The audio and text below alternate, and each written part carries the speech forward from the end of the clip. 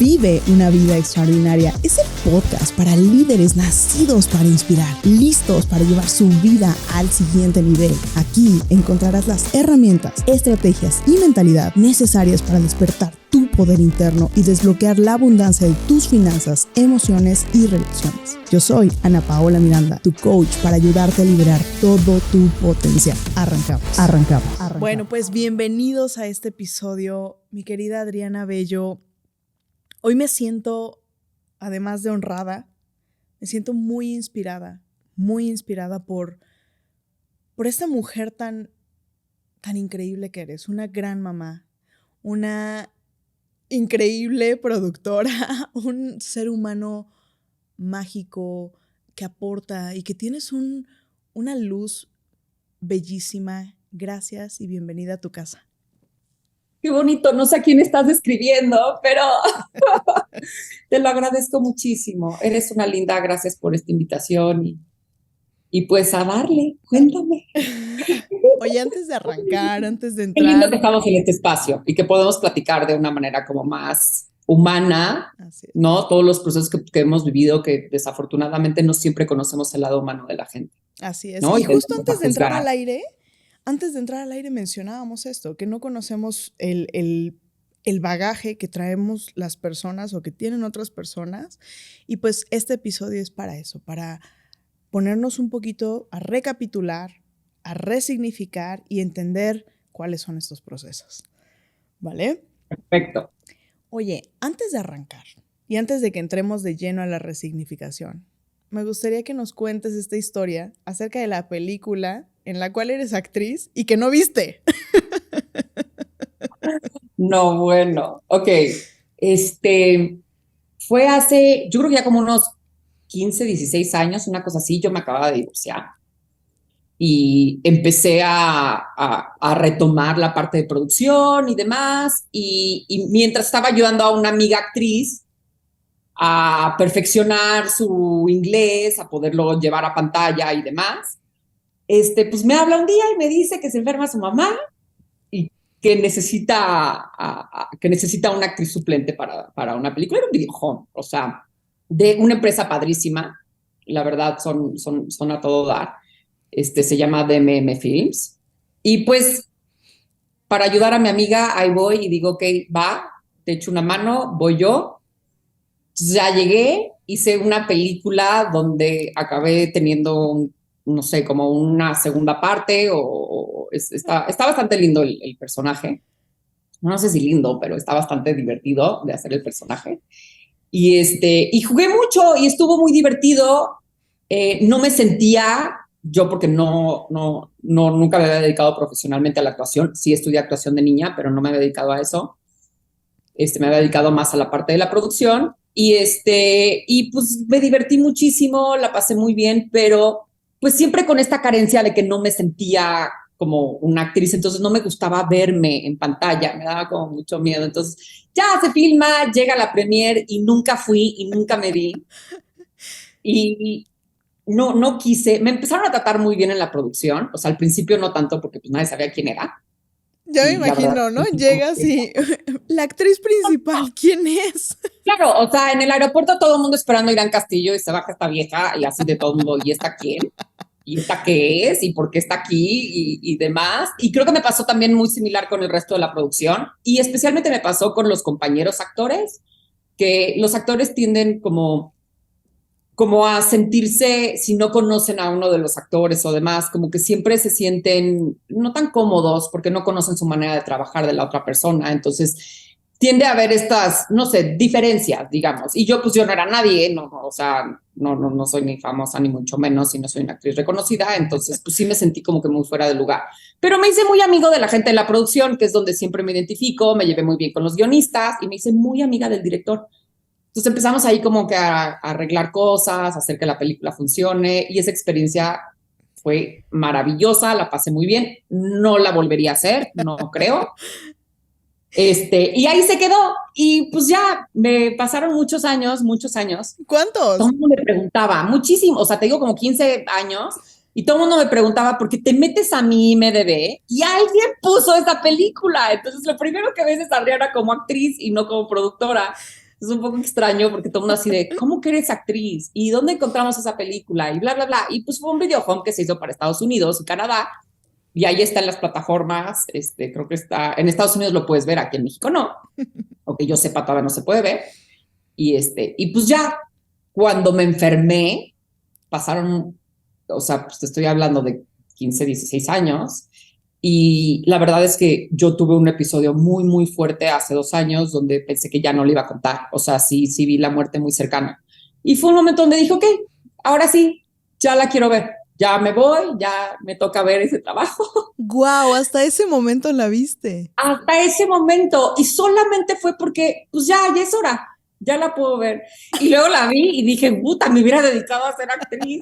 Seguro me hubiera ido mejor económicamente que en este mundo de la producción que está complejo. Pero bueno, me divertí, fue una linda experiencia, la vi, me reí muchísimo, muchísimo, muchísimo. Todavía le hablé al director, que no nos habíamos hablado en años, y le dije, güey, es la primera vez que veo la película. Mames, te la salvé, todos actúan terrible, te salvé, cagamos de la risa. Y me dijo, sí, por favor, en una siguiente película que yo haga, por favor, tienes que venir a hacerla. Y ahora ya es un director súper famoso y era su ópera prima. Pero pues estuvo muy, muy divertido. Me Eso hice en encanta. algún momento de mi vida. He hecho muchas locuras, pero esa es una de ellas. Es increíble, es parte de la historia y es perfecta. Me encanta, me encanta.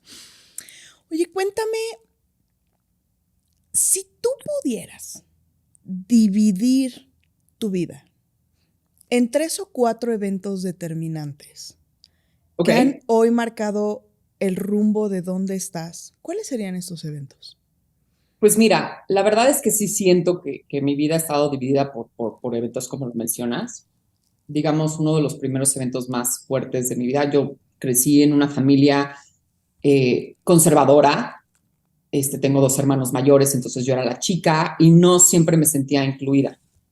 Entonces, al no sentirme incluida, pues uno empieza a jugar con sus propios espacios, a empezar a imaginar, a jugar solo, donde empieza a entrar como estas nuevas curiosidades y empecé a formar más mi personalidad y era muy opuesta a la que vivía en el resto de mi familia. Entonces, por ahí de los 17, 18 años, yo me quería dedicar a estudiar cine, a la parte más de las artes, y en mi casa no estaban muy de acuerdo, y pues tomé una decisión de irme de mi casa.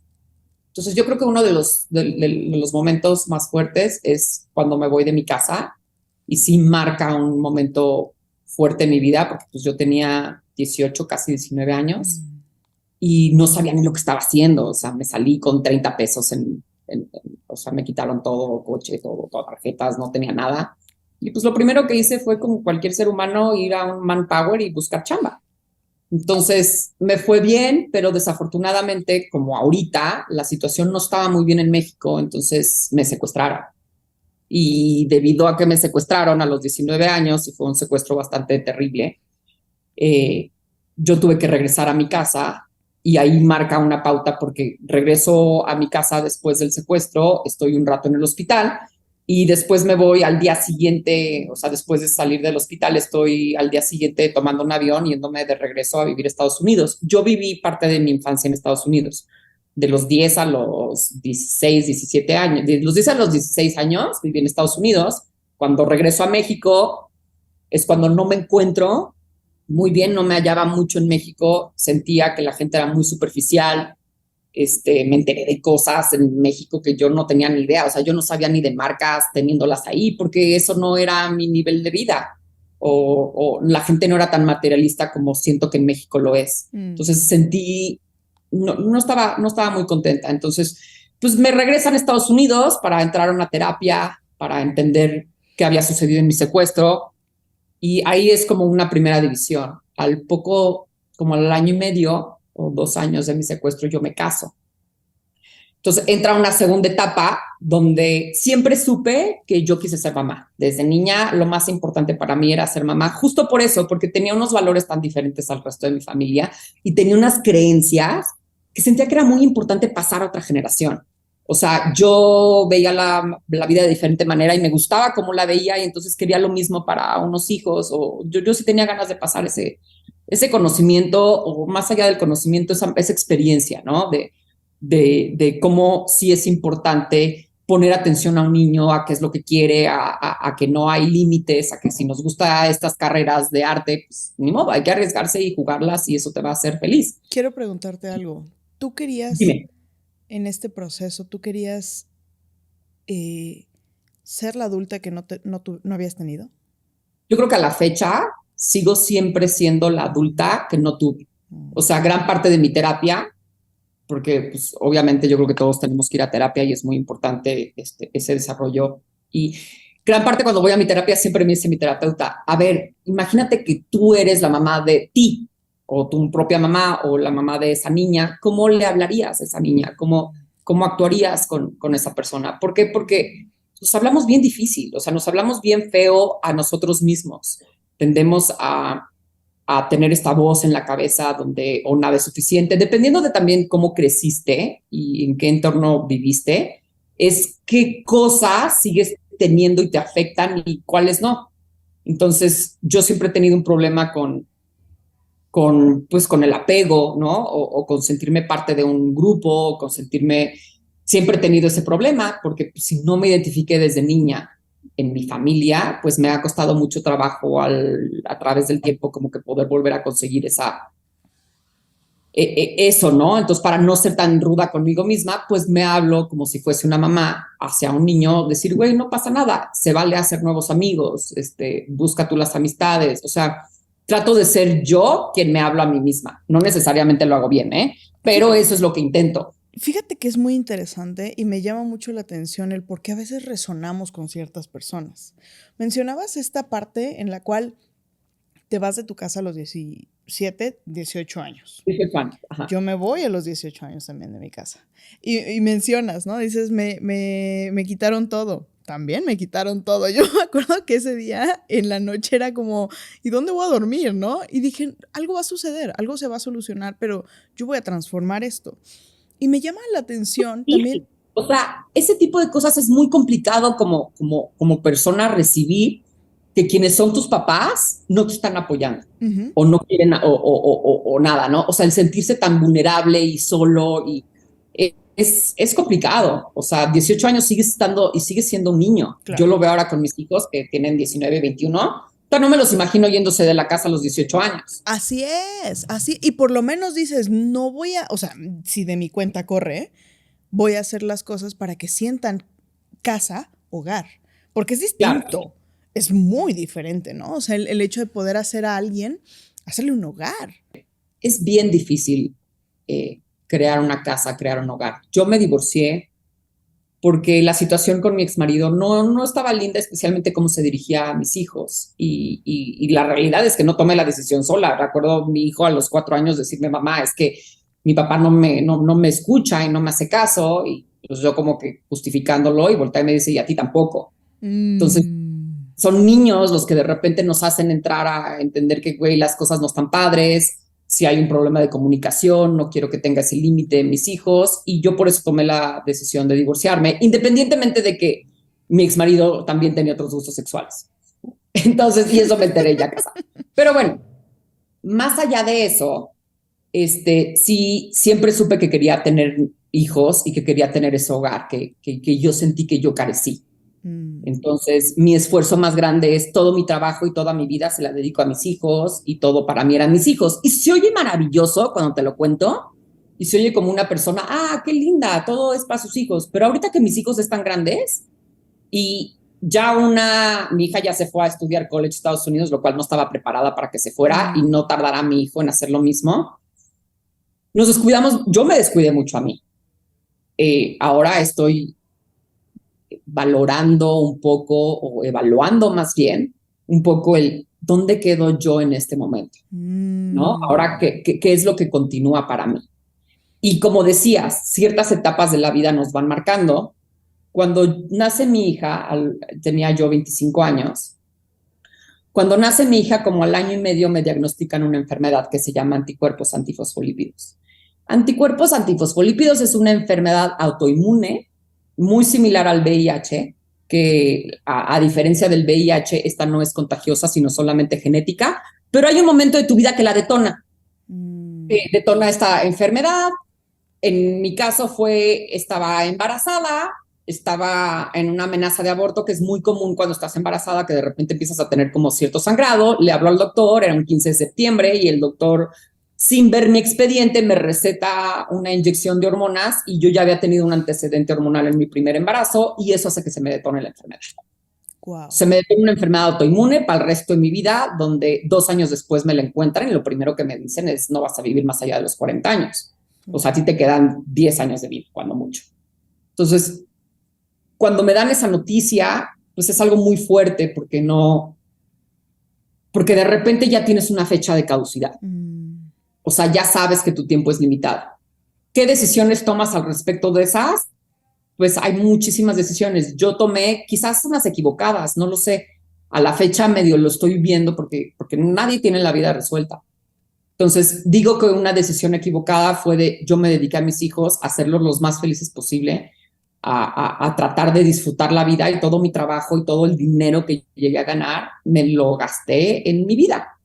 O sea, en comida, en una casa, en poder viajar con mis hijos, en darles esa calidad de vida que siempre quise que tuvieran, y en que conocieran al mundo y que conocieran diferentes culturas y que entendieran, como que traté de agarrar 40 años de vida y ponerlos todos en 10, 15, ¿me explicó? O sea, Había una prisa, o sea, porque fíjate qué interesante, porque yo me pongo a pensar, ¿no? Mayoría de las veces las personas vamos ahí en la vida, vamos construyendo y lo vamos haciendo desde un lugar de no sé cuánto tiempo tenga, porque vamos sin saber, pero me llama mucho la atención esta fecha de caducidad.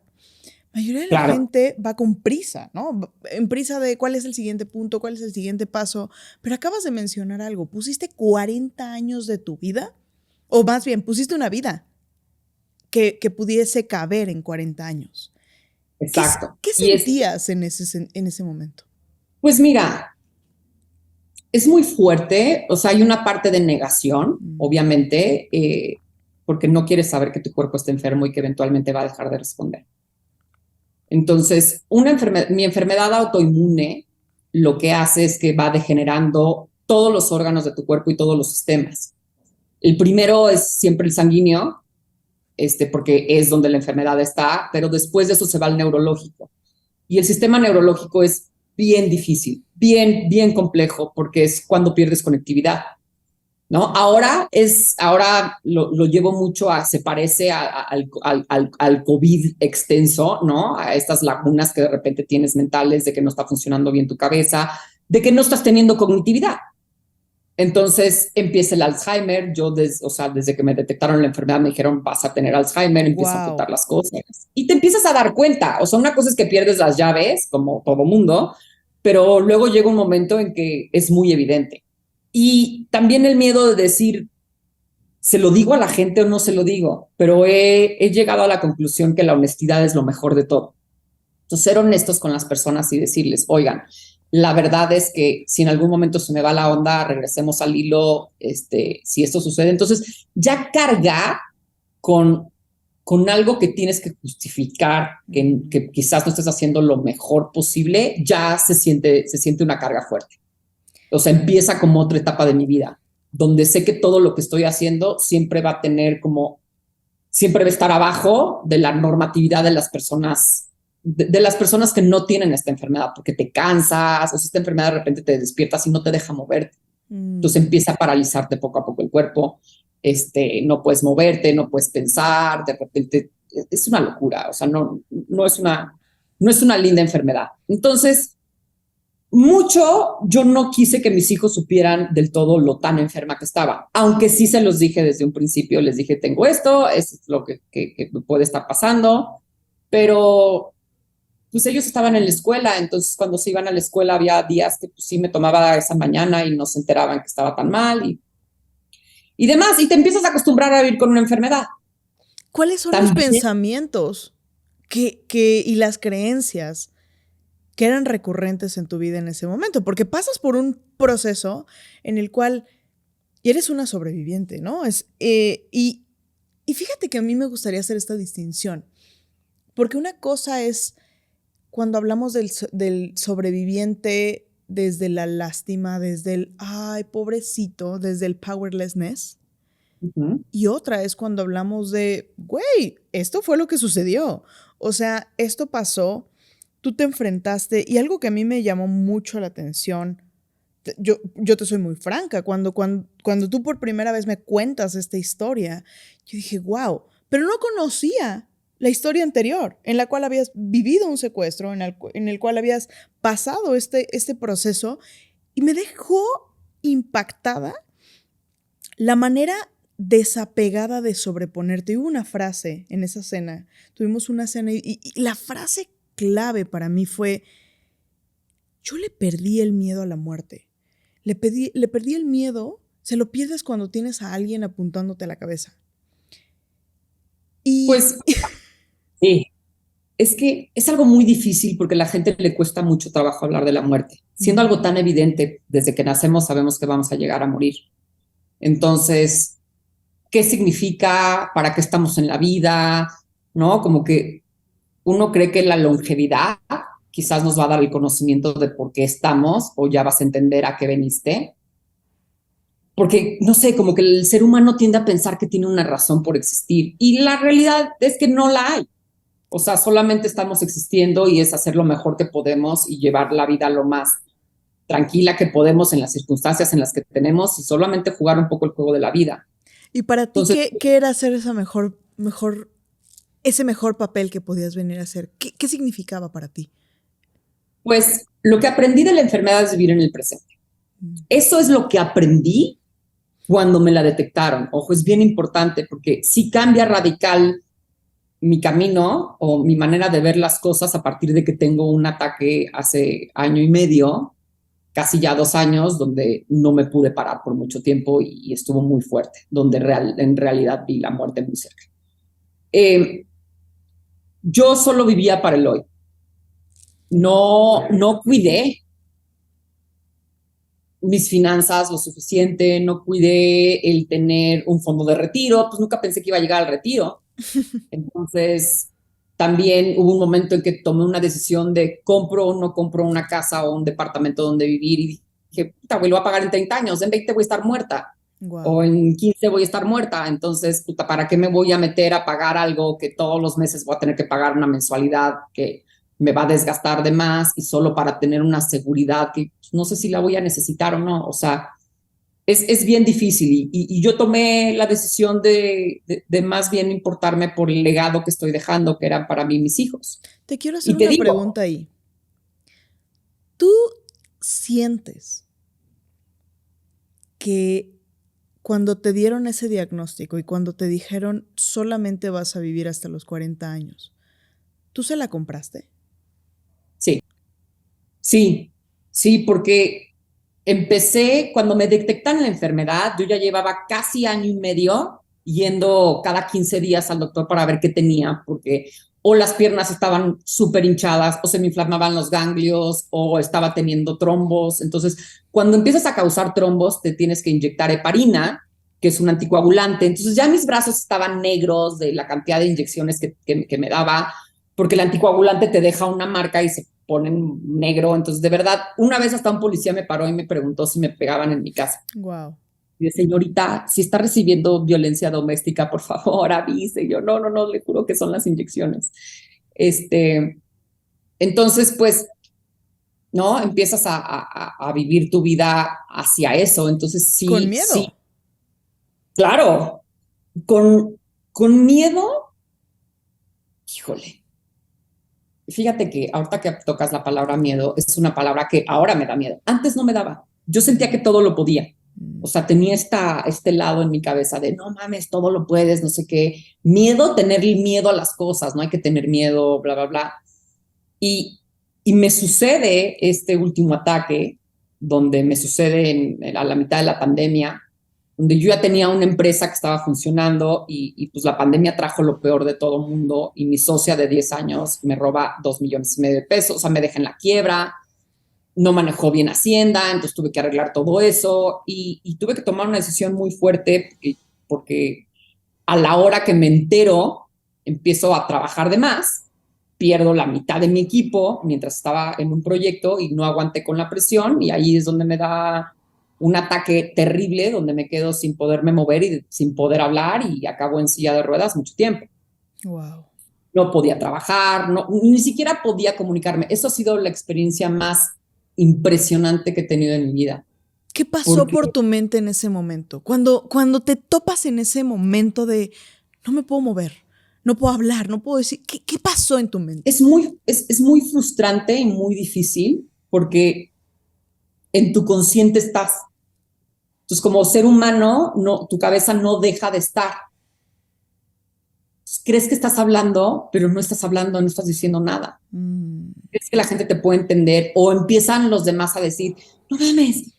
O sea, en mi caso, yo dejé de respirar. Lo primero es que Wow. empecé a hablar, dejé de respirar, me caigo, dejo de tener movimiento completamente del lado derecho. ¿En dónde estabas? Estaba en Tepoztlán, me había ido el fin de semana con mis papás justo porque les dije que me sentía mal y que necesitaba de su ayuda. Y bueno, pues todos han viajado con los papás, a veces no siempre vas a tener la ayuda. Y se volvieron como un poco más latosos después de un rato, pero una vez que vieron lo que estaba pasando, pues fue muy fuerte y muy difícil para ellos. La verdad es que hasta la semana pasada lo volví a platicar con mi mamá y a la fecha me dice mi mamá que para ella fue muy difícil ver ese momento. No supe qué hacer. Entonces, yo siempre he sido una persona que desafortunadamente no tengo un árbol de soporte como me gustaría tener. No lo tengo, quizás porque me fui desde chica a los 18 años, rompí ese vínculo familiar, no me llevo con mis hermanos. Entonces me empecé a dar cuenta de lo sola que estaba y de que lo que más importante para mí eran mis hijos. Pero pues ellos a final de cuentas eran unos niños que no podían lidiar con un adulto, ¿no?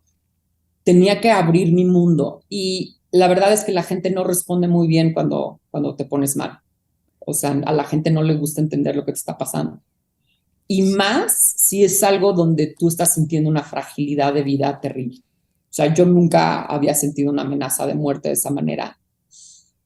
Y no solamente fue algo que sucedió un poco, no, sucedió 5 meses. Yo por 5 meses estuve constantemente teniendo ataques ísmicos, así se llama, que son pequeños ataques donde te vas por completo, donde parece que te estás muriendo, son como pequeños ataques epilépticos donde pierdas la conectividad y los vas teniendo constantemente y uno afecta al otro y el otro, y entonces entre más tienes, más fuertes empiezan a ser o más residuos van dejando en ti. Y para mí fue un momento muy difícil. Mi hija no vivía en México, estaba sola con mi hijo y mi hijo decidió ese año no meterse a la universidad y cuidarme. Y fue muy difícil porque yo estaba muy necia. ¿Por qué? Porque yo ya he ido a los hospitales y he estado internada meses en un hospital. Y en una época de COVID me daba mucho miedo, uno, ir a un hospital, dos, que no la contara, y tres, llega un momento donde tu estabilidad emocional y tu paz es la que te ayuda a vivir. O sea, el amor es el que te ayuda a vivir, las ganas. Y cuando estás en un hospital, te lo succiona, no las tienes. Y entonces fue un poco de tomar ese riesgo, porque con una enfermedad como la esclerosis múltiple que te da con mi enfermedad, con anticuerpos antifosfolípidos, te da ataques de esclerosis múltiple, que es la mielitis que hace que no tengas conectividad, con un ataque de esos, pues es muy difícil realmente recuperarte. La gente con esclerosis tiene ataques constantes y después del segundo, pues ya no la cuenta, ¿no? Entonces son muy agresivos los tratamientos y te llenan el cuerpo de un veneno para parar un mal, pero te empiezan a dar otros. Y ya mi cuerpo está muy degenerado, o sea, yo ya viví más de la cuenta, ya he tenido momentos donde no funciona mi estómago, donde no funcionan mis pulmones, donde estoy vomitando, donde, o sea, no sé ni cómo es que estoy viva, la verdad. Yo quiero hacerte una pregunta respecto a esto específicamente. Y me llama Dime. mucho la atención el observar, porque justo, ¿no? Creo que cuando vivimos una situación, en esta ventana de retrospección, en esta ventana volteando hacia atrás, volteando hacia el pasado, y quiero ver dos escenarios. El primero que es en tu crianza, en la forma en la que te relacionaste, en esta forma de ser diferente, de siempre marcar, de a lo mejor sentir que no encajabas, de que no eras alguien normal para el común denominador de tu familia. Cuando tú volteas hacia atrás y piensas en cuál era el tesoro oculto, cuál era la lección y por la cual Dios y la vida te permitieron vivir esa situación, ¿cuál es la mayor lección que te dejó? Todavía me la pregunto. Eh, yo creo que como lección, no, no es que tenga una lección, yo creo que la vida constantemente nos enseña sus caras, más allá de lecciones, nos enseña las diferentes etapas o las diferentes caras, y tú decides cómo tomas esa cara. Creo que quizás ahí es el momento de elección, pero es muy difícil porque es una elección de sobrevivencia. Entonces depende de qué es lo que te motive para sobrevivir, es la decisión que vas a tomar. Y entonces empiezas a tomar, no necesariamente son las mejores decisiones, sino son decisiones para sobrevivir y estás teniendo a tu cuerpo amenazado constantemente con cómo sobrevivo, cómo hago, o sea, lo tienes viviendo en un estado de alarma todo el tiempo, lo cual también causa un deterioro. Claro. Entonces, eh, es muy complicado el decir que haya una lección en algún momento de mi vida. Yo creo que todo el tiempo hay ciertas lecciones y le he cagado de manera enorme y a veces siento que no, a veces que sí, uno nunca sabe. Y te digo, ahora lo siento que le he cagado enorme porque yo no estaba preparada para un episodio tan fuerte y tener que regresar, o sea, como que regresar a la vida y regresar de cero. Sentí que regresé como si tuviera 18 años, me volví a sentir con esa misma inseguridad de cuando me salí de mi casa, de no tengo nada. ¿Y cómo es que perdí todo? Pues tuve que vender, tuve que vender todos mis muebles para poder pagar los impuestos que se debían, para poder no arruinar mi empresa porque estaba en un proyecto actualmente con una plataforma donde lo más importante es que todo esté en orden. Entonces, tomé unos riesgos muy fuertes. Yo no podía venir a la ciudad porque no aguantaba ni siquiera la luz.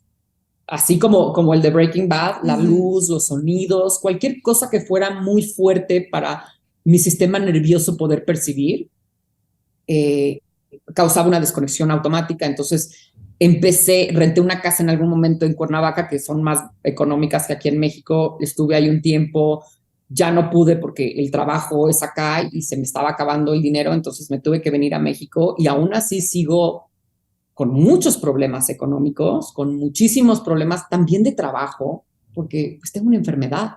Entonces, no es fácil emplearte en algún lado donde, fíjense que hoy no puedo ir porque no me puedo parar, ¿no? Entonces empiezas a buscar como autoempleos y es complicado. O sea, la vida de un freelance es muy complicado porque no tienes seguro médico, porque no tienes acceso a fondos de retiros, porque no tienes esas pensiones que todo mundo ha querido tener, a menos de que lo ahorres por ti mismo y lo empieces a hacer. Y cuando tiene uno hijos es bien difícil el poder ahorrar. O sea, la verdad es que son gastos mayores. Claro, y cuando tú observas como estas situaciones, ¿no? Porque al final de cuentas, tú has sido en un proceso en el cual se te han presentado situaciones, no sé qué se está escuchando, se han presentado situaciones en tu vida que te han venido, que se te han puesto enfrente. Una serie de situaciones retantes, una serie de retos, los momentos claves que justo, ¿no? Observando esos 4 o 5 eventos determinantes en tu vida. ¿Qué han requerido de ti?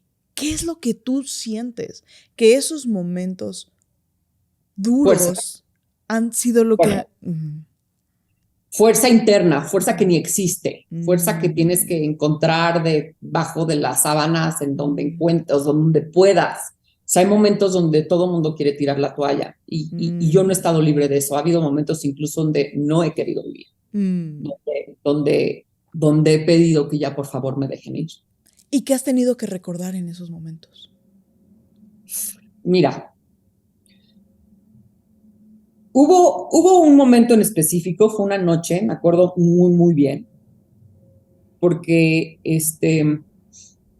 ya habían pasado como 3 meses de mis primeros ataques y ya estaba sola, estaba con mi hijo en una noche y estuvo mal, no podía respirar muy bien. Y me acuerdo porque había una ventana del lado izquierdo y en esa ventana se veía el jardín. Y yo no sé qué tan cierto sea esto, no lo sé, solamente sé lo que vi y lo que viví. Pero yo empecé a sentir que esto me iba a pasar yo sentí algo, sentí que alguien me avisó. Incluso sentí como una presencia, como un fantasma, por decirlo, que me estaba avisando que algo iba a pasar y no hice mucho caso. Y entonces en ese momento me da un ataque y volteo a la ventana y empiezo a ver un chorro de gente conocida, desconocida, no gente, animales, vi de todo. Y sabía que no eran de aquí. O sea, sabía que no eran terrenales. Creo que vi a mi abuelo, creo que vi incluso a varios fallecidos. O sabía que era como el papá de una amiga que me quería mucho. O sea, como que ese tipo de cosas se sentían. Y en ese momento empecé a sentir una paz muy cabrona, muy fuerte. Y esa paz, así como dicen que ves la luz del túnel, yo sentí un chingo de paz. Que todo lo que había hecho tenía una razón, que mi vida estaba tranquila. Y me acuerdo que tenía a mi hijo ahí. Y, y mi hijo vive una realidad y yo vivo otra, ¿no? Porque yo estoy sintiendo todas estas emociones, esta paz, este momento de soltar, y mi hijo lo único que está viendo es a su mamá que no puede respirar, que lo único que tiene es un chingo de lágrimas y que solo está pidiendo que la dejen ir. Wow. Y entonces son dos cuentos bien diferentes donde a mí mi hijo me dice, mamá, es que ahí te sentí que ya te habías dado por vencida. Y, y en ese momento yo sentí algo muy fuerte. No sé, soy yo súper cursi, güey, pero sentí un algo en mi ombligo, como una cosa energética muy cabrona, que no venía ni de mí, ni de estos seres, ni de nadie, sino venía de mi propio hijo, de un deseo muy fuerte de que no me fuera. Y a partir de ahí, nunca más volví a tener el sentimiento de me voy a morir en este momento. Wow. O sea, algo pasó, algo rompió, dejé de tener ese control porque sentía que yo ya podía tener el control de poderme ir y lo dejé de tener. Y ya nunca más tuve experiencias que me llevaran a ese límite. Tuve otras diferentes donde se sienten otras cosas, pero ya no tenía esta libertad de voluntad de poderme ir. Y ahí empieza a cambiar mi vida. Wow. Ahí empieza a cambiar mi vida ahora a que digo, ay, la madre, güey, ya brinqué el momento donde me iba a morir. ¿Y ahora qué sigue? Wow.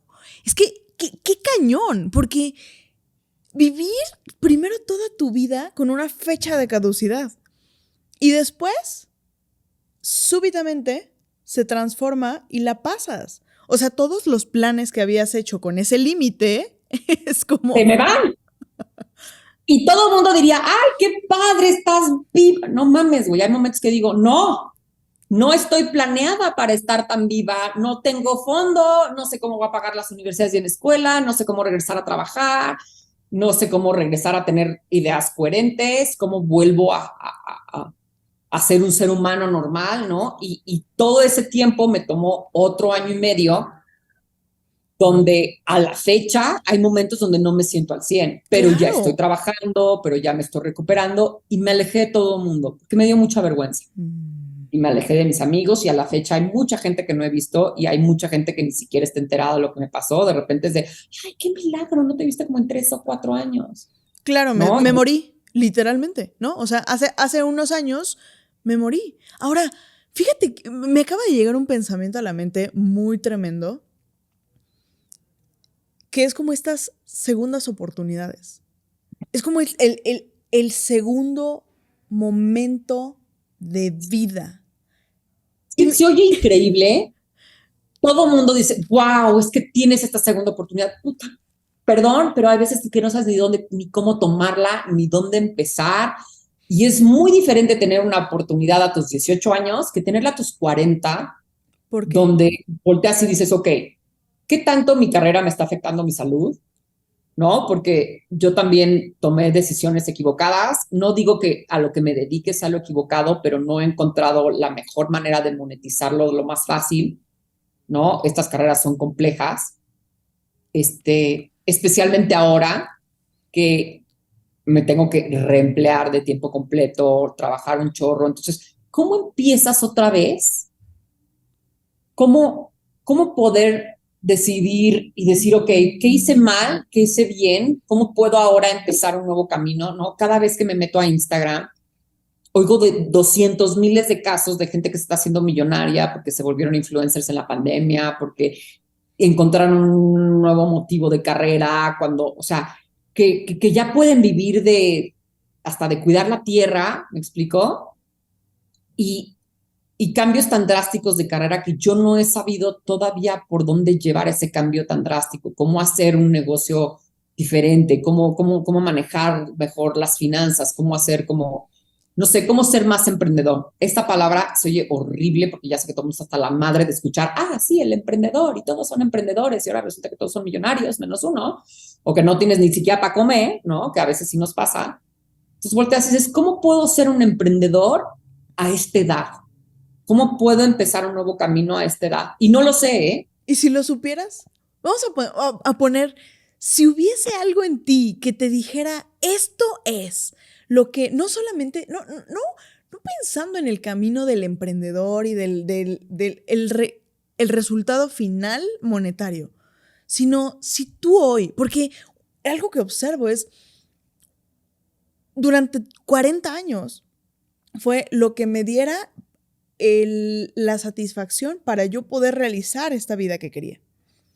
Pero si hoy, con este tiempo extra, con este tiempo adicional, porque es muy interesante, una de las cosas que escribí en mi libro específicamente era eso. En el momento en el que yo me topé en este puente, con mis dos vidas en la mano, ¿no? O sea, más bien con las dos posibilidades de o tomo la elección de continuar viviendo o me rindo. En ese momento dije, si yo tengo esta posibilidad de vivir, ¿qué sucedería si empezara a vivir? No a sobrevivir, a vivir. Y cuando lo tenía sobre la mano, dije, de cualquier forma, si perdiera, de cualquier forma es tiempo extra. De cualquier forma, ya no. Claro, pero ¿cómo lo vives, no? Mira, no lo sé. A mí me cuesta mucho trabajo no juzgarme. Yo soy la peor voz que tengo dentro de mí. Este, para mí se me hace muy complicado. ¿Cómo puedes empezar de nuevo a esta edad, no? O a los 40, ¿cómo puedes empezar de cero tratando de no cometer los mismos errores? Porque el ser humano tiende a cometer los mismos errores, siempre. Claro. Es como parte de nuestro conocimiento aquí, de cuándo sí lo vas a llevar a ese momento. ¿Dónde está la ayuda? ¿Dónde está la comunidad? ¿Por qué no tenemos comunidad? ¿Cómo la podemos crear? No lo sé. No me ha sido fácil, para serte muy honesta, decir sí, este es mi nuevo yo y bla, bla, bla, y todo está perfecto. No está nada ni cerca de perfecto. Todos los días tengo más miedo de lo que había tenido antes. Este nuevo despertar a mí me ha causado muchas dificultades conmigo misma de tratar de entender si existe una razón por la cual pasé este momento. O sea, si no me morí, entonces ¿para qué sigo viva? ¿Qué no estoy haciendo bien o qué lección no estoy aprendiendo? O ahora vengo y esta nueva vida va a ser un castigo. No lo sé. Por eso te digo, ¿cómo podemos darnos cuenta de que quizás la vida no es un castigo?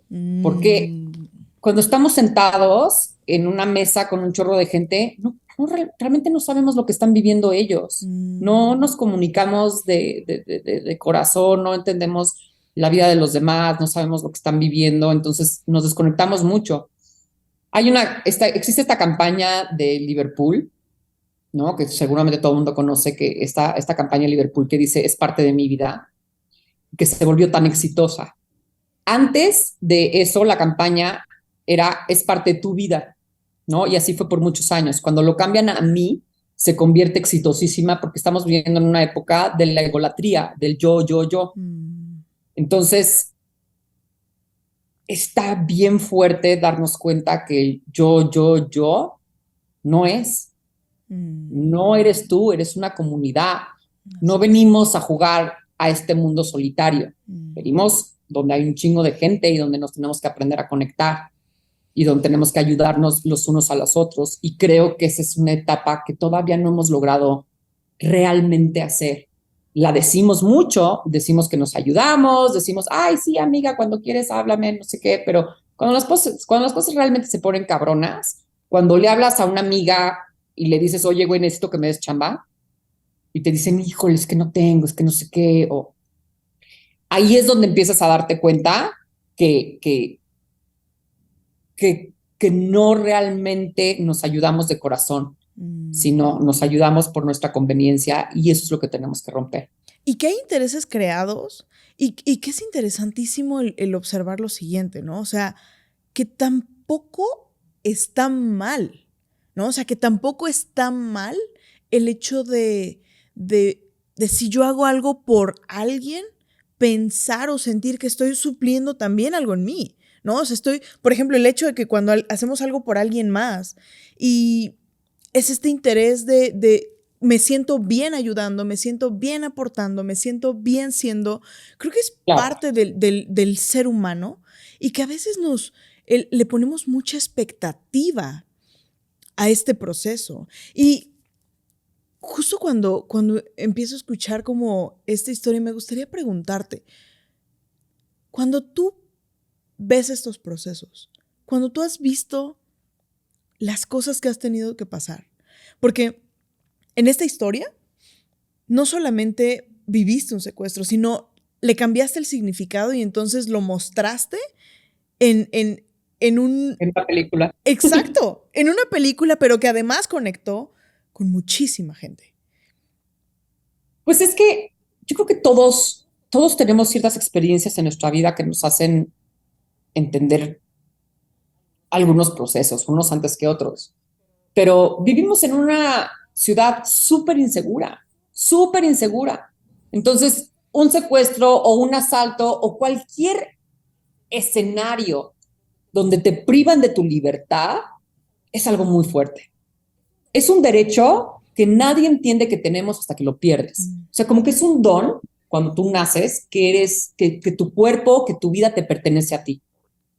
El segundo que la encuentras vulnerada, cuando tienes una pistola enfrente, cuando hay unos secuestradores que están subiendo un coche, o sea, hay momentos donde ya no depende de ti, donde pierdes este control de ti mismo. Es fuertísimo. Yo creo que de las cosas más difíciles que he llegado a vivir, donde yo me pierdo a mí misma y que nadie debería de vivir eso y que solamente lo entiendes ese sentimiento a partir de lo que lo vives. O estos momentos que te cambian tu vida, es que yo creo que los tenemos todo el tiempo. No necesariamente tenemos que vivir algo tan drástico como para cuestionarnos si lo estamos haciendo bien, si lo estamos haciendo mal.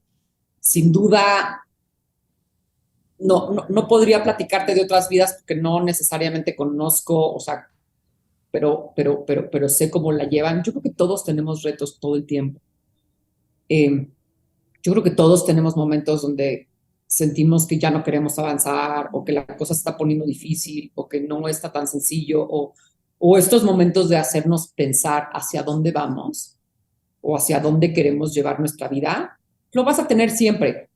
Que los míos hayan sido como momentos más drásticos, no se los deseo a nadie porque solamente actúas de sobrevivencia. Yo siento que cuando vivimos estos límites, solamente estamos sobreviviendo y tomando la decisión más rápida para salir del problema. No necesariamente es la mejor. Y entonces, ¿cómo puedes hoy en día perdonar esas decisiones también? Entender que las tuviste que tomar para seguir un cierto camino y decir, ok, ahora, ¿cómo en una conciencia diferente, cómo puedo ahora tomar una mejor decisión para llevar mi vida y no querer volver a pasar estos momentos donde uno se siente solo, donde entonces estoy trabajando en un árbol de soportes y ya sé que no voy a poder contar con ciertos familiares, o sea, empezar a construir eso de cero es un poco el camino en el que estoy. No sé si lo estoy haciendo bien, si lo estoy haciendo mal, solo sé que es un momento donde lo estoy volviendo a hacer, retomando amistades o haciendo nuevas o crear una comunidad o empezarme a juntar con diferentes personas y más que todo porque yo sentía mucha pena de lo que me había pasado a mí. Porque Mm. sientes una parte de que eres culpable, de que esto te pasa y que pues, qué vergüenza contarlo, ¿no? Claro. Eh, ¿Por qué? Porque no soportamos la debilidad, no soportamos el vulnerables. No es la cara que mostramos, ¿no? Estamos en un podcast, tenemos que mostrar que no somos vulnerables, ¿no? Y creo que estamos llegando a un momento en la vida donde tienen que ser las cosas al revés. Tenemos que mostrarnos como somos. Fíjate qué Y yo creo que, interesante. Me encanta ahorita que mencionaste esto. Me quiero retomar algunas frases de que fuiste mencionando, que es, no siempre tenemos que saber hacia dónde vamos. Yo creo que exacto, eh, de donde más aprendemos es de nuestros lugares de obscuridad, es del abismo, es del valle, porque creo que si no fuese por esos valles, no estaríamos incómodos. Y si no estuviéramos incómodos, nuestro cerebro no pensaría de qué manera transformar, de qué manera hacer un pivot de la situación. Y resueno mucho contigo en este momento en el cual de repente lo que te pasó genera este sentimiento de pena o de culpa, ¿no? Porque ¿qué hice yo o qué no hice yo para que esto me sucediera? Y fíjate que específicamente pienso en un momento, en una situación que yo tuve de abuso y, y que mi cerebro literalmente lo bloqueó, ¿no? O sea, yo recordaba cosas y había un estrés, un síndrome de estrés postraumático que al final de cuentas yo ni me daba cuenta y que son cosas que van repitiéndose en tu vida constantemente y que se van gatillando con momentos. Y ahí es en donde yo me di cuenta que la narrativa constante era la historia. Porque, ojo, no es lo que nos pasa, no es la historia que nos sucede, sino es el significado que le damos a la historia que nos sucede. lo decía Gabriel García Márquez, la vida no es como la vives, sino es como la cuentas. Así es, Entonces, es que nos quedamos así de es. esos momentos, cómo lo contamos. Cada quien va a contar una versión diferente, incluso de una conversación entre dos personas. Alguien la vivió de una manera y otra persona la vive de otra. Entonces, ¿qué es lo que a ti te deja en inseguridades? O sea, ¿qué es lo que a ti te deja en digamos, como en trauma, Sí, ¿no? Porque cada vez que vives una situación similar, siempre vas a regresar en tu inconsciente y en tu nivel aún psique esa primera vez que tuviste ese trauma. así es. Es un decir, ¿no? La confianza en un niño. Ah, no, pues de niño estamos jugando en el kinder, no sé qué, y de repente pues el niño quiere jugar al doctor, ¿no? Ahí hay un rompimiento de confianza donde estás sintiendo que estás en un lugar seguro y otra persona quiere otra cosa. En algo tan sencillo como desde niño, ¿eh? O sea, ojo, no tienen que Total, ser unos traumas enormes, sino es ese momento donde dejas de tener confianza en alguien en el que quieres. Como aquella vez, la primera vez que le tuviste miedo de decirle algo a tu mamá, lo fuerte que es eso para ti de tener un miedo de contarle a la persona que te trajo a este mundo algo, causa un trauma. ¿Me explico? fíjate que me encanta justo uno de los procesos que llevamos con los gladiadores es hacemos un proceso de time y estas time techniques nos llevan específicamente a trabajar algún momento y es como un láser. Literalmente limpiamos a nivel láser, a nivel del subconsciente, hechos y eventos que fueron fuertes, traumáticos y que marcaron esa primera ocasión. Y es muy interesante, hace unos días yo estaba analizando de dónde había venido el miedo, en cuál había sido, me llegó un pensamiento que dije, hay algo que yo no he trabajado referente al miedo. Y entonces empecé a ir a nivel subconsciente y me empecé a hacer las preguntas que hago con mis gladiadores. Y en ese momento lo recordé. Un día yo estaba, mi familia estábamos con mi abuela y estábamos pues, todos los primos, ¿no? Éramos todos los chiquillos, íbamos a cruzar una calle en Ciudad de México y una avenida grandísima. Y de repente yo le dije a mi abuela, yo tenía alrededor de 4 años, y yo le dije, yo ya sé cruzar calles. Y entonces mi abuela venía con todos los niños y de repente yo me iba a cruzar la calle. O sea, yo me iba a pasar. Y en ese momento mi abuela me grita, Paola, detente. Yo no, ni un segundo me moví más. En el momento en el que lo dijo, me paré. Y me pasó frente un camión, un micro, así, ¡boom! Y en ese momento lo entendí. Fíjate las creencias que se instalaron en mi mente en ese momento. 1. La creencia principal fue, no puedo confiar en lo que yo dije que sabía hacer. La segunda fue, no lo sé hacer. Claro que no lo sé hacer. O sea, yo me sentía con toda la confianza. Yo creía que ya sabía cruzar una calle. Esa era lo que yo tenía. Y en ese momento, ahí hubo una evidencia en la cual me decía, no. Y entonces me quedé pensando y dije, ¿qué más podría significar esto? ¿Cuál sería el tesoro oculto de esta situación? Y me quedé analizando y dije, ¿por qué lo viví?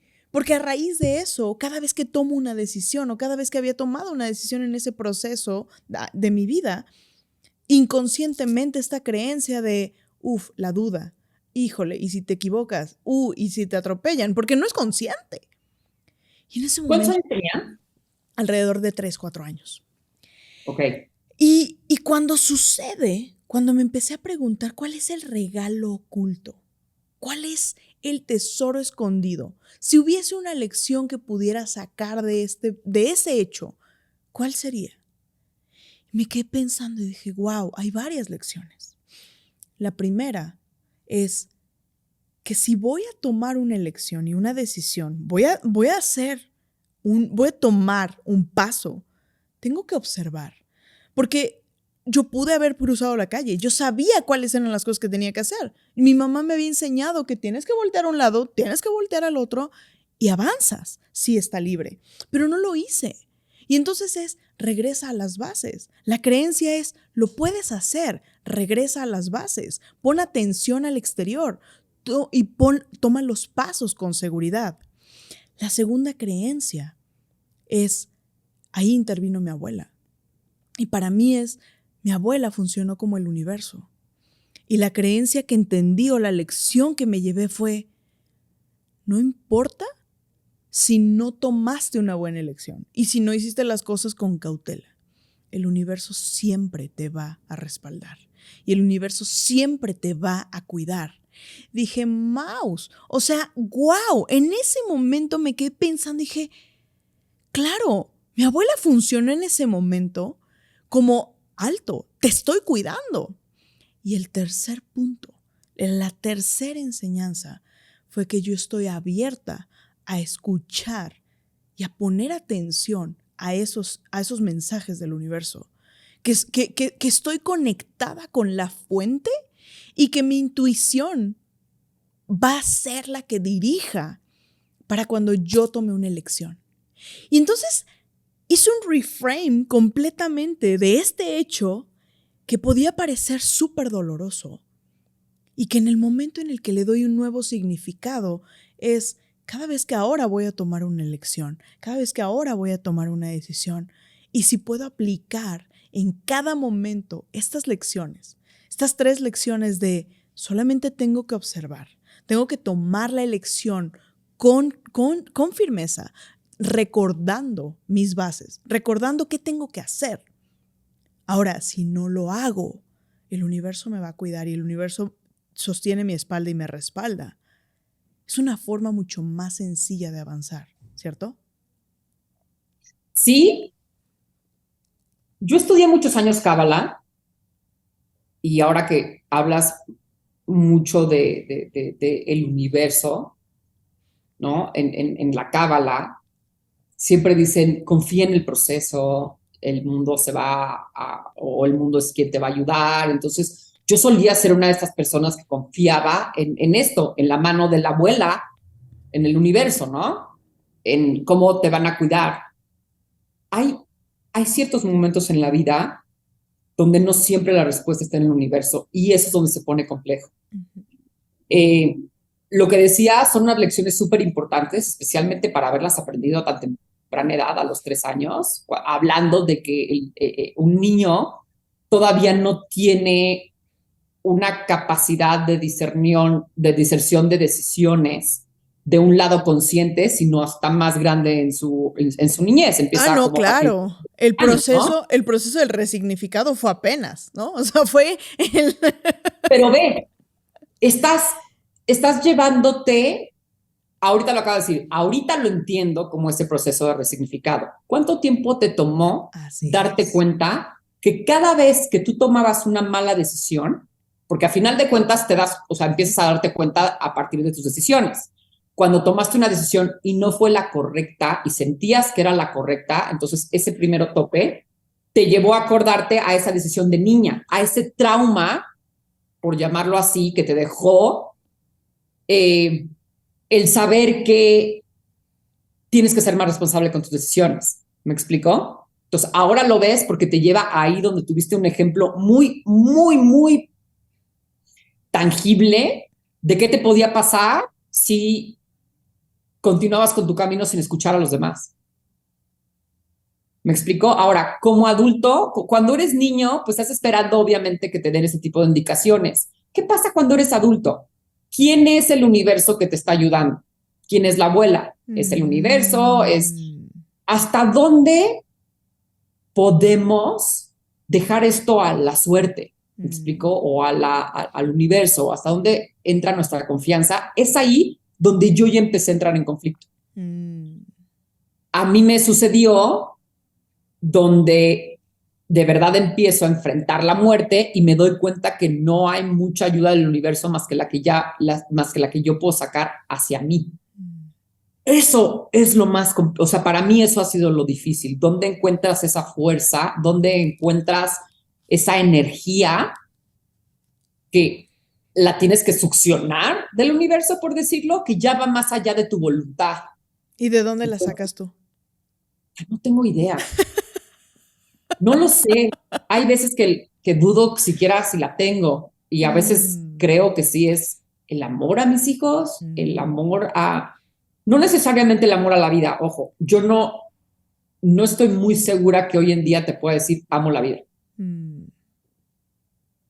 Amé la que tuve, puede ser, no lo sé, no lo sé. Hoy en día me está costando muchísimo trabajo hacer las paces con la vida. ¿Qué significa lo que me diste? Todavía estoy en un proceso de tratarlo de encontrar, de tratarlo de hallarme a mí, de ojalá yo pudiera llegar a esta diserción de ideas como tú lo hiciste de una manera tan explícita de ya sé que en este momento es donde me tengo que escuchar a mí mismo. ¿Qué pasa cuando tú mismo no estás en lo correcto? Cuando tomaste una decisión, por decirlo, ¿no? Tú sabías que para cruzar tenías que voltear hacia los dos lados. Ok, no lo hiciste en ese momento. Uno, porque estabas niña. Dos, circunstancias. Pero cuando sabes lo que tienes que hacer y crees que lo haces y aún así te atropella. ¿Qué pasa en ese momento? ¿Dónde te valoras a ti y dónde valoras a tus decisiones? Ahí es donde empiezas a enfrentarte contigo. Claro. Qué difícil es empezarnos a enfrentar con nuestras verdades que nos ponemos a nosotros mismos. O sea, de nuevo, regreso a que somos los que más fuerte nos juzgamos. Claro. Y aquí me gustaría complementar este punto haciendo o dejando como esta semilla sobre la mesa. Y justo pensando que todo aquello que sembremos en el jardín de nuestra mente va a florecer. Si son pensamientos de crecimiento o de muerte, cualquiera de los dos va a florecer. Yo haría una pregunta para todos los que hoy, todas estas personas que hoy se están sintiendo en el abismo, porque el abismo es cabrón. El abismo, no, el abismo es así como lo dice la palabra. es voltear a un lugar donde no sabes si tiene principio o fin y está oscuro y no sabes a dónde llegas. Así Y es. puedes caer, caer y caer. Yo me acuerdo cuando las cosas se ponen mal y crees que ya no se pueden poner peor, siempre se puede poner peor. Y también Las, siempre se pueden poner mejor. siempre, claro. O sea, la cosa es en qué momento decido irme para arriba o me quiero decaer para ver qué tan mal se puede poner. Así ¿Me es. explico? ¿Cuáles son esas primeras señales donde tenemos que tomar una acción y Así donde es. sabemos si la podemos tomar o no la podemos tomar? Es bien difícil. O sea, yo lo que le diría a las personas que están viviendo por esto, no están solos porque muchísimas personas lo hemos vivido. Ujú. Y hemos vivido con el miedo de no saber si queremos despertar al día siguiente y no es que esté, porque está rudo. Y, y claro que a veces parece una respuesta el ya no existir, ¿no? Pero luego te pones a analizarlo y decir, ¿respuesta para quién? A mí no me dejó nada y voy a dejar un puto caos. O sea, siempre tomar la vida de uno mismo deja un caos para todos aquellos que se quedan. Entonces, no realmente mejora las cosas, sino las puedes llegar hasta empeorar. Mm. ¿Me explico? Entonces, a veces la salida fácil no es la salida fácil. Es una salida más compleja para la gente que quieres. Es una salida más compleja incluso para ti y para los que están a tu alrededor. Entonces, ¿cómo lidiar con eso? Día a día, ver si al día siguiente, o sea, yo ya cada día que amanezco es una ganancia. Mm. Cada día que amanezco y me quiero parar es otra ganancia. Mm. Entonces, yo nunca había, no así, no, cuando me secuestran a mí de niña y siento esta vulnerabilidad en mi vida y digo, a partir de aquí ya todo este momento es ganado, lo vivo de un lado con muchas ganas porque todavía estaba joven, porque todavía había una vida por vivir. Como ahora que ya conozco un poco más de qué va la vida y sé que tiene muchos retos, cómo puedo tomar esto y decir, ahora sí quiero seguir saliendo adelante sabiendo que está más complicado? O sea, se vuelve más complejo. Entre más grandes somos, es más complejo el dar ese paso adelante. Entran los verdaderos miedos, ¿no? Entonces yo siento que esta crisis que tenemos desde que es muy común, ¿no? Los hombres de 40 años que tienen crisis, las mujeres, yo creo que todos tenemos un midlife crisis o una crisis a la mitad de nuestra vida o a la mitad de lo que creemos que es nuestra vida, de decir, ¿lo estamos haciendo bien? ¿Lo estamos haciendo mal? ¿Qué podemos hacer mejor? ¿Y cómo lo podemos llevar a un mejor camino? Siento que estas nuevas generaciones, y quizás mi abuelo también lo decía, no lo sé, puede ser algo generacional, que cada vez hay menos oportunidades para la gente mayor, que estamos teniendo un momento donde nuestra vida es más longeva, ¿no? Ya la gente está muriendo 90 años cuando se morían los 70, o sea, están empezando a tener más longevidad, pero no estamos preparados para esa. ¿Cómo nos podemos preparar hoy en día para esa vida?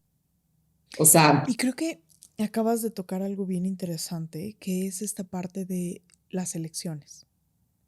Cuando nosotros podemos tener en nuestras manos la posibilidad de elegir. Yo creo que todos los días mencionaste el despertarme ya es una ganancia. El despertarme y querer vivir es otra ganancia. ¿Qué sucedería y qué pasaría en nuestras vidas si todos los días fueran una oportunidad y una posibilidad? Y pudiéramos enfocarnos como, no sé, ¿tú has visto, el día de hoy viste mariposas amarillas? no. Ok. Y te O sea, he visto aseguro, cosas amarillas en la vida, sí, hoy no he visto ninguna. hoy. Y el punto con hoy es porque en donde está nuestro enfoque está nuestra energía.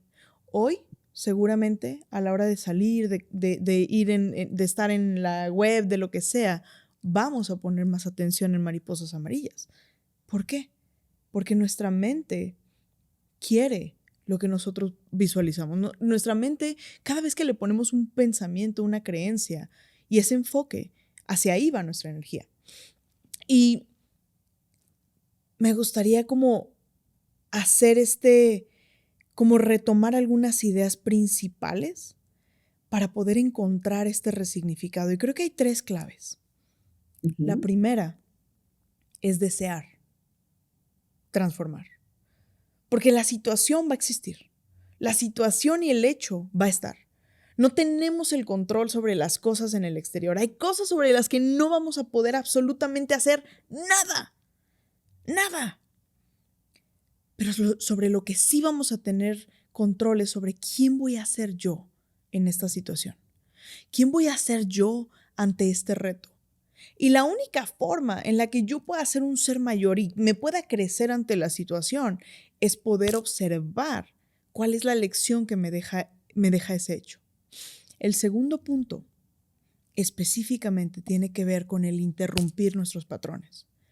Nosotros estamos así como nos acostumbramos, así como nos acostumbramos a escribir con la derecha, pues sí, también nos acostumbramos a hacer cosas y a veces nos acostumbramos a las cosas que nos restan. ¿Qué sucede si primero nos forzamos hacia las cosas que nos suman? Cosas como voltear y ver el sol. Yo le decía el otro día a una persona, porque dentro de mi propio proceso de transformación, una de las cosas que hice, así como te está pasando ahorita a ti, fue, me tuve que hacer hacia atrás y dejé de reunirme con muchísima gente. Cambié mi entorno, transformé mi entorno. De hecho, hubo un momento en el que tuve que recapitular y en el recapitular me sentía aislada, me sentía en una cueva, sentía que con la única que hablaba era conmigo. Y entonces en ese proceso yo decía, wow, con la única que hablo es conmigo y me hablo de la patada, me hablo pésimo. Y entonces empecé a darme cuenta y dije, ¿qué sucedería si empiezo a hablarle a esa persona como esa madre, como ese apoyo, como ese sostén que hubiese deseado, como esa persona que lo requería? Y no lo empiezo a buscar en el exterior, sino lo empiezo a sacar desde mi interior. Y el tercer punto, cuando terminas de recapitular, cuando empiezas a decir, wow, porque es fortalecer, es un proceso. Yo creo que mucha gente pierde de vista que es un proceso, que no se trata de la noche a la mañana, que no te despiertas hoy diciendo, ya, o sea, ojo, la decisión se toma una vez, pero el músculo se fortalece todos los días. Crear una vida extraordinaria no sucede, decidir crear una vida extraordinaria es la suscripción al gym. El cuerpo se construye yendo todos los días y es el condicionamiento y es el mover las tuercas lo suficiente y transformarlas y tensarlas lo suficiente para que en el momento en el que llegan esos pensamientos en los cuales nos queremos hablar desde la culpa, nos queremos hablar desde el ego, nos queremos hablar desde el la regaste, desde el no tomaste las decisiones correctas, no lo hiciste bien, todo estuvo mal, en ese momento es cuando decimos, hice lo que podía hacer con los recursos que tenía. Es lo que podía hacer en ese momento y lo acepto, lo valoro, lo veo. Tal vez hoy elijo de manera consciente crear una nueva versión de quien soy. Porque quien era ya no es funcional. Quien era ya no puede pasar. Y quien eres en donde se marca esta línea en la arena, en donde elegimos, yo estoy listo y vengo aquí para más. Y no sé si va a ser un minuto o van a ser 10 años o 50 años, pero el tiempo que sea lo voy a vivir, no a sobrevivir. Es mi tiempo de vivir. Y la tercera es crear ese ser inquebrantable, ese ser que se va a levantar ante las situaciones, ese ser que va a decir, el juego o acaban la pelea y se acaban los 12 rounds, o no me voy a rendir. O sea, a mí no me van a sacar del ring, a menos que sea un muerto o que paren la pelea. Porque el rendirse no aplica. Y fue algo que yo me di cuenta en ese momento, en ese puente, cuando dije, ¿es así como se va a acabar? ¿Neta me voy a rendir en mi vida? ¿Neta va a ser la última? ¿Así es como me va a recordar la gente? ¿Como alguien que no dio el máximo? ¿Así es como me voy a llegar a ese momento de toparme con quien Dios quería que yo fuera, con quien Dios visualizó cuando me creó? Y voy a ver y le voy a decir, pues esto fue, güey, esto nos tocó. En ese momento fue cuando dije, aquí se pinta la línea en la arena. Hoy yo quisiera preguntarte, si tú tuvieses ese momento de ser inquebrantable y estuvieses a punto de tomar la decisión de tu vida, entre la elección entre me voy a rendir o voy a dar un paso más, ¿cuál estarías tomando? Yo creo que la tomo todos los días y aquí Yes. sigo. Yes. Entonces, he tomado la decisión de quedarme, Yes.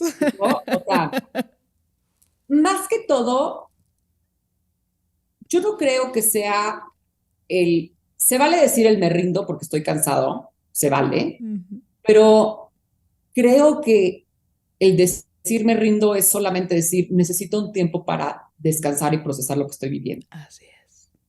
Creo que somos muy, muy extremadamente exigentes con nosotros mismos. Lo que decías, haz una rutina, ve al gimnasio, haces bla, bla, bla, todo el tiempo. Obviamente todo el mundo quiere ser parte del club de las 5 de la mañana que pueden hacer 200 cosas a las 5 de la mañana, se despiertan, hacen ejercicio, ya vieron y contestaron todos sus mails, pero no siempre tenemos, uno, ni las ganas, o sea, porque puede ser que tengas el deseo, porque una cosa es el deseo y otra cosa es después aplicarlo, o sea, como verdadero, esas ganas realmente físicas. Y también decidir, ok, quizás no hice ejercicios, pero sí me voy a estirar. Así es. Entonces, las pequeñas ganancias, los pequeños retos, esas pequeñas metas son bien importantes que nos las abracemos, por más tontas que suenen, pero cuando estás en un momento tan frágil, donde viviste una circunstancia donde ya no quieres estar, pues desde alimentarte bien es un cariño a ti. Así es. El cuidado a sí mismo, el entender el autoestima, no de quererte, sino de cuidarte para que todo aquello que hagas sea mejor. Yes. ¿Qué pasa? Si yo voy a trabajar y no desayuné, mi desempeño en mi labor no va a ser bueno. Entonces, al final del día, cuando yo termine de trabajar y no haya comido o no haya sentido que tuve los nutrientes suficientes, mi desempeño va a ser malo y voy a tener un día donde sentí que fui mediocre. Así es. No necesariamente fui mediocre por haberme parado a trabajar, ¿no? Dices, güey, pues sí es trabajar. No, pero no te estás cuidando a ti. Entonces, regresar a lo más básico, que creo que no lo hacemos, y lo digo porque yo también soy parte de eso, por más que creemos, no nos cuidamos, no nos alimentamos bien, no nos nutrimos con buenos pensamientos hacia nosotros mismos, no nos nutrimos con ciertas amistades, no nos nutrimos con ciertas personas a las que tiendes a ver que son o muy negativas o, no sé, tenemos que empezar a nutrirnos desde lo que tú dices, desde cómo me presento ante la gente, cómo saludo, cómo estoy, qué es lo que aprecio en mi día a día. Esas son las pequeñas ganancias. Así es. La ganancia de despertarte, ir a saludar a quien esté en tu casa o de salir a la calle y la persona que te ayudó a abrir la puerta, darle las gracias, realmente, no porque es algo que tienes que hacer, sino porque realmente lo sientes. Volver a conectar es lo que nos ayuda a no querernos ir. Así es. Y acabas de decirlo. Esa es. Me encanta. Son pequeños momentos tan sutiles que creemos que son más complejos, ¿me explico? Creemos que son más filosóficos. No, güey. Es solamente ver, observar y entender que también estamos aquí junto con un chingo de gente. Y todos estamos viviendo momentos bien difíciles, no al mismo tiempo, bendito Dios, pero esta es parte de la vida. No rendirse es parte de la vida. Y eso no nos lo enseñan. Así es. Y hoy creo que ese es el mensaje más importante. Y tu historia es sin duda. Yo de verdad, cada vez que pienso en esta mujer que has construido a lo largo de este tiempo, esta mujer que ha pasado un secuestro, que ha pasado una relación compleja y un divorcio, esta mujer que pasó también muchas negaciones en su propia historia personal, esta persona con una enfermedad diagnosticada y que además de esto te topas con la muerte en una complejidad. ¡Ey! es válido decir time out. O sea, espérenme, Totalmente. aguántenme, bájenle, ¿no? O sea, y me encanta esta realización de la clave es no rendirse y el volver a conectar es lo que nos hace no querer irnos. Mi queridísima, quiero que me digas, Adriana, ¿cuál es esta creencia, esta frase que debe de tener una persona, un líder que está construyendo su vida extraordinaria? Mira, cuando estás vamos a suponer que no sabes nadar, o estás en un barco y está lleno de olas y lo único que quieres es remar y entonces estás como echando todas las ganas para sobrevivir, y hay momentos donde lo mejor es soltar y dejar que te lleve la corriente. Wow. Entonces, lo mejor, o sea, yo me quedo con una frase de decir, suelta un poco, quítate ese prejuicio, no te juzgues a ti mismo y deja que sucedan las cosas un momento. No las provoques porque a veces las aceleras. A veces aceleramos la quiebra, a veces aceleramos o un puesto y no nos dan el que queríamos por estar acelerados. Queremos empujar y crear tanto a la vez que también nos ponemos impedimentos. Entonces, yo siento que lo mejor es poco a poco darte cuenta qué es lo bueno, analizar y a veces no querer ser el que quiera destacar, porque cuando quieres ser el que, no, yo voy a salir de esta y está cabrón, y es un impulso momentáneo que luego tiende a volver a tener una caída o una decepción más de ti mismo de que no logras esta promesa que te hiciste. No te hagas promesas tan fuertes. Solamente vive hoy. En algún momento todo lo que has aprendido y todo lo que has hecho vas a volver a tener la oportunidad de sacar a su tiempo. Yo me lo digo todos los días, no te aceleres a su tiempo. Si no te estás muriendo de hambre, no te aceleres. Vas a encontrar tu camino, poco a poco, pero entre más nos preocupamos, menos ideas tenemos. Entre menos volteamos a ver la mariposa, entre menos vemos al sol, menos vamos a tener su lado creativo. A final de cuentas, tenemos que regresar a el momento donde nuestro cerebro nos ayuda a discernir y a tener grandiosas ideas, pero no es cuando estamos estresados, no es ahí. Y ahí es cuando más nos las exigimos. Y entonces el juicio propio es el más incómodo de todos, porque ahorita lo que dices, ¿qué va a decir la gente de mí? Lo que dice la gente de ti es menos de lo que tú te dices a ti mismo. Así es. Entonces es un poco de la única empatía que hay que tener es contigo. Empatiza contigo mismo, acéptate con tus errores. Se vale, güey, he tenido que hacer una cantidad de llamadas diciendo, güey, la cagué, esto lo hice mal cuando estaba enferma, porque cuando estás enfermo, también tiendes a creer que todo mundo te tiene que ayudar, o tiendes a decir muchas cosas, o crees que es tu último momento, entonces ahora sí le vas a decir a tu amiga que le apesta la boca, no sé, ¿no? Es un decir. No, güey, hay momentos donde tienes que hablar y decir, güey, perdón por esto que hice. Y yo he tenido que ir por ese camino. Así donde es. También se vale aceptar las fallas, decirle, güey, no estaba en mi mejor momento, soy un ser humano, no quiero culpar mi enfermedad, pero tampoco me quiero sentir culpable.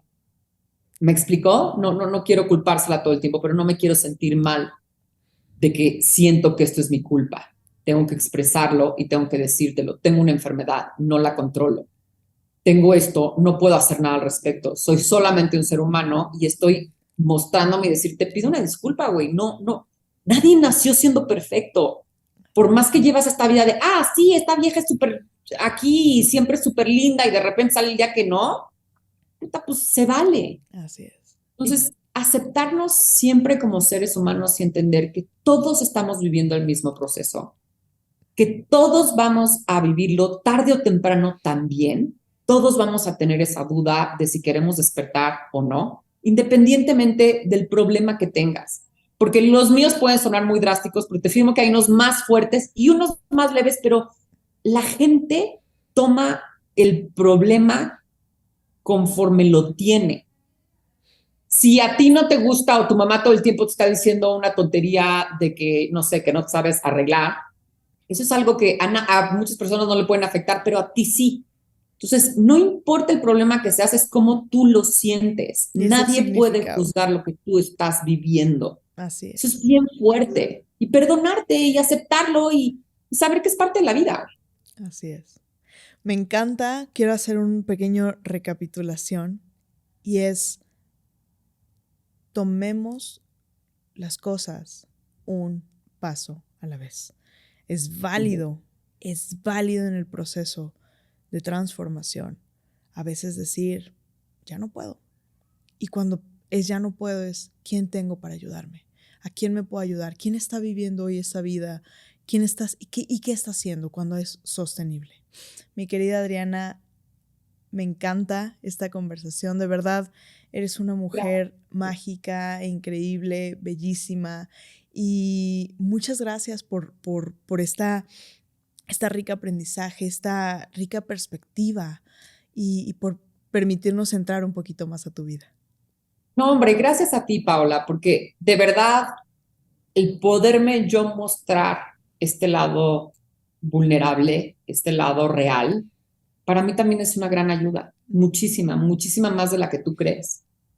Y yo te lo agradezco enormemente porque no fue un podcast donde me siento a hablar de todos mis grandísimos logros y de todos los proyectos nuevos que voy a hacer y de todas estas promesas que acabas colgando y dices, puta madre, a ver si lo logro, ¿no?